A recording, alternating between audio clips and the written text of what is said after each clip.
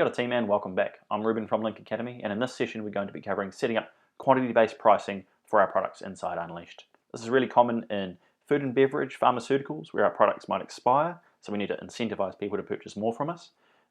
Anyone who deals in bulky products, where the cost of storing products are quite high, so we want to be turning those over a lot quicker. And also people who deal in commodities, where it's a very price competitive market. What we're going to be doing is I'll show you how to set up quantity-based price breaks for a product so that we can incentivize our customers to purchase more from us. So here's how we're going to do that. So to get started with a quantity-based pricing, we're going to go to Inventory, Products, and View Products. We're going to find a product that we want to set up some price breaks for. So if I select this product here, ALLBLUEJAYDESIGNERCAPMODERN, we're going to set up some various pricing at different quantities so that we can incentivize our customer to purchase this from us. So here's our product record, nothing too special here, but if you scroll along and click in the Sale tab, this is where we're going to be working today. So here I have all of our default sale price and our minimum sale price, average landed cost, last cost, purchase price if we didn't manufacture this product. And you'll notice there's two tabs under here, and the default tab is sale price tiers. The next one along is quantity prices. This is the tab we're going to be working in right now. So the first one we're going to do is we're going to enter in the first quantity. So it might be at 5 units. When you purchase 5 units of this from me, you are going to receive a price of $39. So you notice we have a couple of options here. So I'm entering in the price the customer will pay and leaving that as fixed price. It's showing me the margin that I make at that price based on my average landed cost for this product.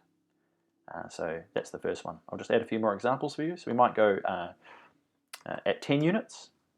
You are going to receive, you're going to pay $38 a unit, also another fixed price. We can continue in this fashion. We'll come back to the valid 2, and so at 15 you're going to pay 37, and at 20 units, if you purchase 20 units from me, you'll pay 36. Fantastic. So that is the way we're going to set up these price breaks. The way this works, when we click Save, is when we go to do a sales order, sales orders, view sales orders. Any customer we have purchasing this product will use those price breaks when they hit those quantities. So if we click Add Order, let's do a sale to Sandra here.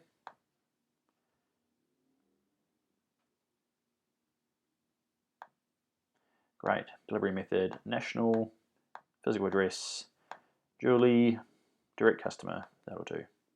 Great. So what were we selling? It was a modern cap. Modern cap. Cool. You'll notice at 1 unit, the default price will display. 2 units, same deal. If we enter in 5 units, however, the price will turn red and it will update.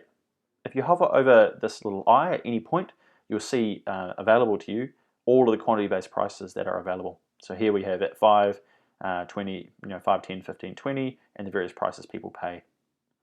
Great. If we continue in this fashion, 6, same price, 7. If we go 10, 38, 11, same deal, 15, 37, 20, 36. So that's you can see how we can easily automate quantity-based prices for a customer. So that's how we've done that on the fixed price basis. You can do the same thing instead of having, we'll just delete these out by clicking this trash can. It might be that you don't set the prices that way. You might do it based on a percentage of the default sale price. So one method, another method might be that we set in the same quantities at 5 units.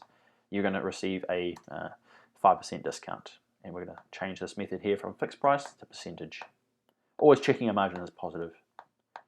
Fantastic. So at 10 units, might be a bit more generous, you're going to receive a 6% discount.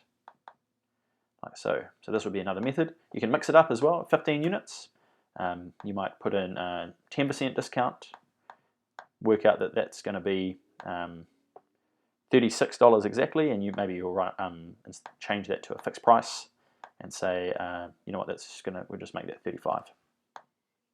Great. So we're using a mix of methods there. One last thing I'll show you is you might do a special for August. So from today, just to the end of August, if you purchase more than 20 units from me, you'll receive a 15% discount. How about that? We'll call that an August promo. Add. What will happen is that item there, as soon as it ticks over into September, this price will no longer apply. Okay, so it'll revert to that prior price 15 being the next largest minimum quantity. So if we click save, we'll see that in action. I'll just refresh my page. It's the same principle. If we type in our modern cap, 5, 38, so just different numbers calculated using a different method. 10, 15, August promo, even though we're in July. Great. So that's how we can apply quantity-based prices to products individually. What I'm going to show you next is how we can do that in bulk. What we covered there was how to set up quantity-based price breaks for a product inside your Unleashed. Well thought out quantity-based price breaks are a great way to incentivize your customers into the right sort of behavior, which is purchasing more product from you.